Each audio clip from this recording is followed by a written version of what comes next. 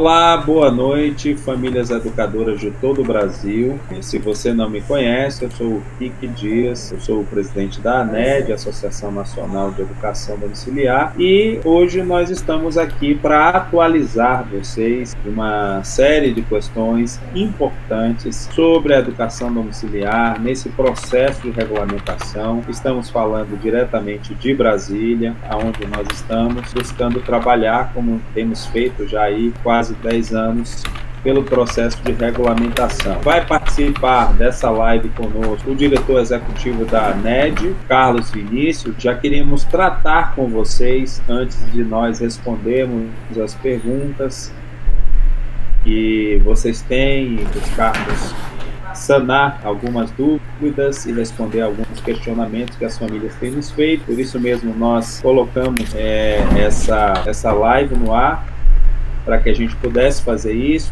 atualizar vocês. De cara, temos dois assuntos muito importantes. O primeiro deles é a questão da revogação daquela nota, daquele parecer orientativo que foi expedido lá pelo Ministério da Mulher, Família e Direitos Humanos e que foi revogado. Muitas famílias ficaram sem entender o porquê dessa revogação. Nós também, de certa forma, fomos pegos de surpresa e comparecemos ao Ministério ontem para buscar esclarecimentos sobre o porquê da revogação daquela nota orientativa. Nós estivemos lá com um dos nossos advogados do nosso núcleo jurídico, o Dr. Rodrigo Quiroga, e também estivemos lá com o Dr. Carlos Vinícius, nosso diretor executivo, para entendermos de fato o que aconteceu, e nós estamos aqui hoje para informá-los a respeito do assunto. Então eu vou passar diretamente a palavra para o Carlos Vinícius, que vai explicar de forma clara e objetiva o que foi que aconteceu, e voltaremos assim com alguma consideração. Boa noite, Vinícius, é um prazer ter você aqui com a gente, com as famílias educadoras do Brasil. Boa noite, Rick, boa noite a todos que estão nos escutando, boa noite ao Timothy também, que está providenciando todo esse aparato técnico aí para a gente, para produzir essa live.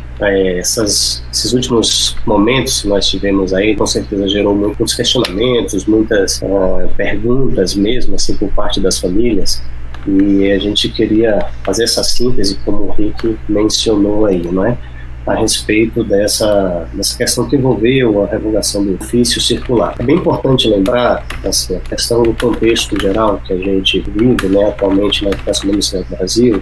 Esse vídeo aqui pode estar sendo acompanhado, inclusive, por famílias que estão tentando conhecer mais a educação domiciliar nesses dias, tanto aquelas que também já acompanham, né? Mas, em síntese, nós tivemos ano passado o julgamento do Supremo, que decidiu pela necessidade de haver a regulamentação no Congresso Nacional, declarando que não era inconstitucional. Mas a decisão do Supremo também apontou alguns contornos do que seria necessário nessa regulamentação, e não ficou muito claro o que aconteceria com as famílias até que essa regulamentação viesse a ser editada e definida pelo Congresso Nacional. Nesse meio tempo, nesse limbo, né, então surgiram vários questionamentos. E o próprio Ministério da Família, da Mulher e dos Direitos Humanos, que emitiu junto com o MEC a proposta de regulamentação e foi enviada pelo presidente Jair Bolsonaro para o Congresso, enviou um projeto de lei para regulamentar a educação domiciliar, e sempre foi totalmente favorável à educação domiciliar, manifestando o seu público e, claro, apoio às famílias educadoras como um todo no Brasil. Nesse meio tempo, então, ao longo desse ano, após ter enviado o projeto de lei para o Congresso Nacional, ele emitiu um ofício circular, não necessariamente a ministra, mas a Secretaria da Criança e Defesa de Adolescentes também, com uma recomendação aos conselhos tutelares sobre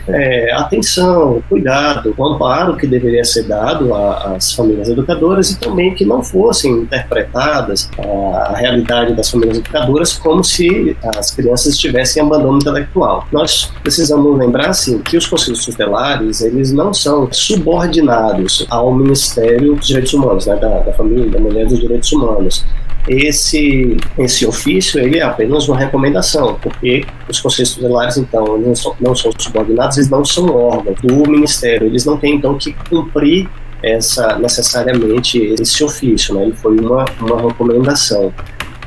Nesse meio tempo, houve vários questionamentos, inclusive dos próprios conselhos tutelares, a respeito da natureza desse ofício. Nós manifestamos apoio, o Ministério Público também fez questionamentos contrários, como todo mundo já sabe. Aconteceu também que teve a publicação agora em agosto do trânsito em julgado daquela ação do Supremo a qual me referi. O trânsito em julgado significa que não havia mais hipótese de recurso judicial e assim por diante.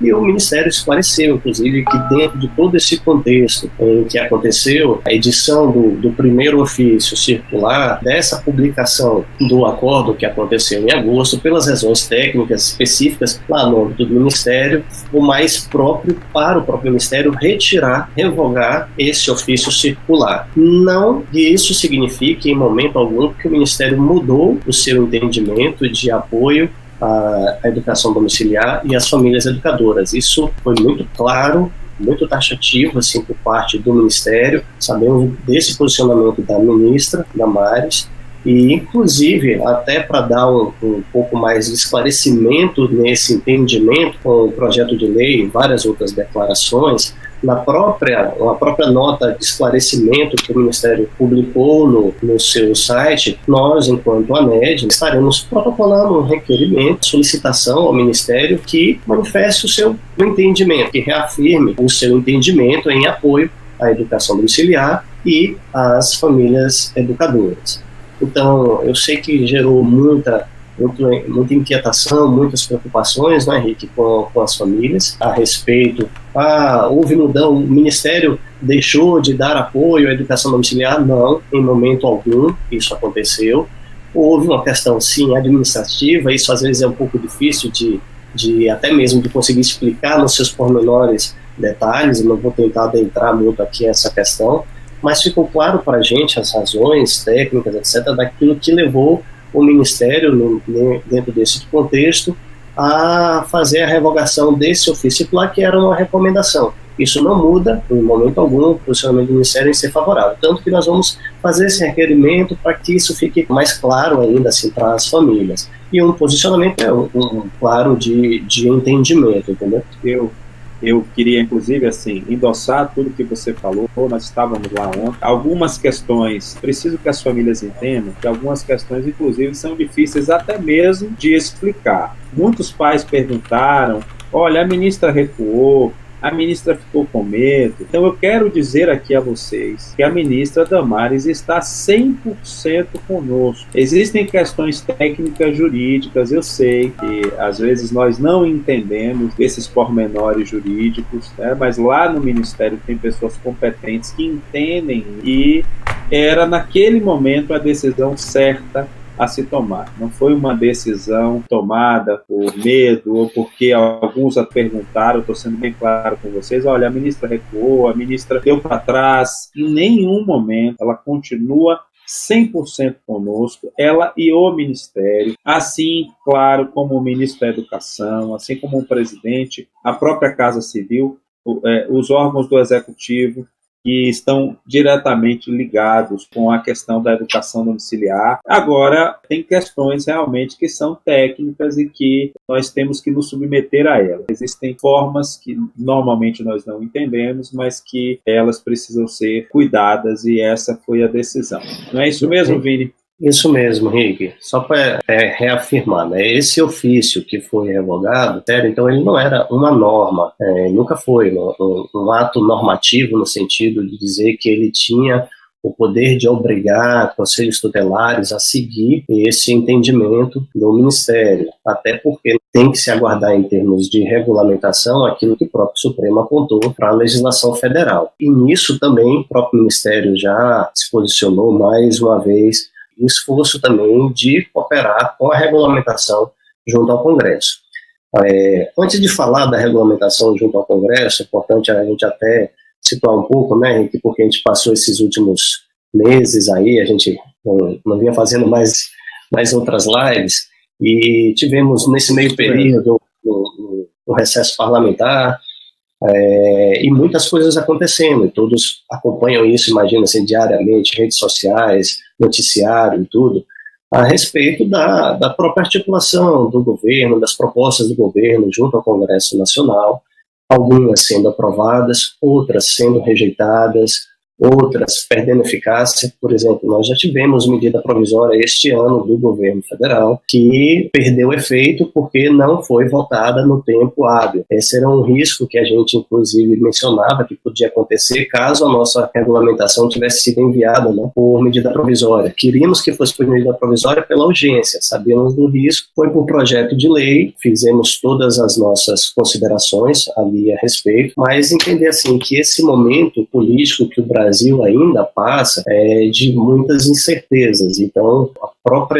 as próprias articulações, e faz parte do cenário da própria ciência política no Brasil, tudo isso que vai acontecendo, né?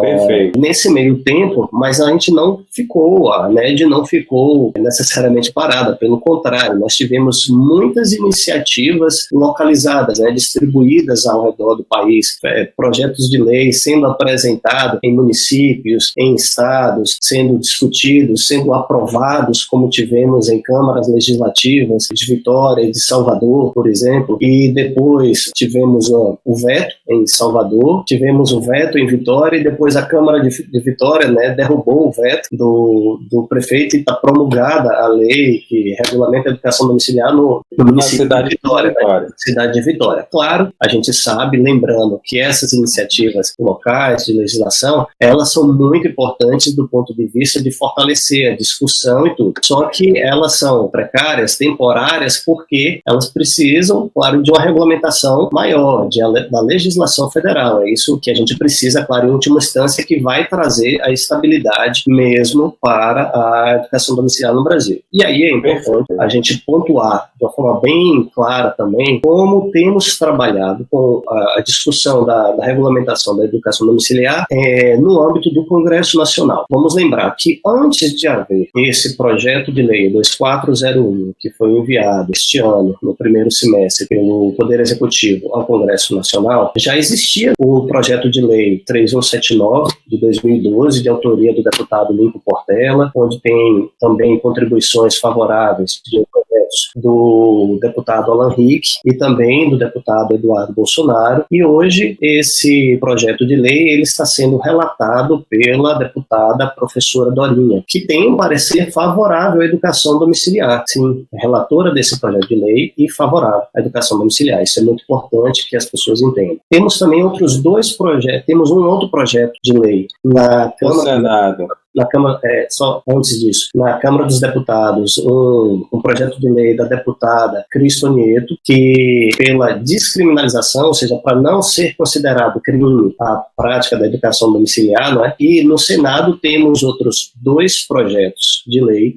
também um de 2017 e outro de 2018, ambos de autoria do senador Fernando Bezerra Coelho. Esses dois projetos, um é para descaracterizar também a educação domiciliar como abandono intelectual, não ser considerado como abandono intelectual, e o outro é que traz essa regulamentação mais do ponto de vista da educação mesmo no Brasil. Então, oi, Henrique, pode ir. Uma coisa importante aqui, me permita aí a interferência, até para a gente esgotar pelo menos essa parte desse assunto, as pessoas perguntam, para que serve um PL que vai descriminalizar a educação domiciliar? Ou seja, a educação domiciliar vai deixar de ser crime de abandono intelectual. Se nós não temos famílias que foram condenadas por crime de abandono intelectual. Na verdade, no Brasil, não temos nenhuma família, de fato, que tenha sido condenada por crime de abandono intelectual que estava fazendo homeschool. Mas precisamos dizer a vocês que esse projeto de lei ele tem uma importância, sim, porque muitos promotores hoje têm esse entendimento